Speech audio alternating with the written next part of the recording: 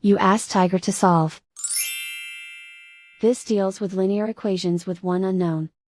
The final result is x equals -5. Let's solve it step by step. Isolate the x. Divide both sides by -5. Cancel out the negatives. Simplify the fraction.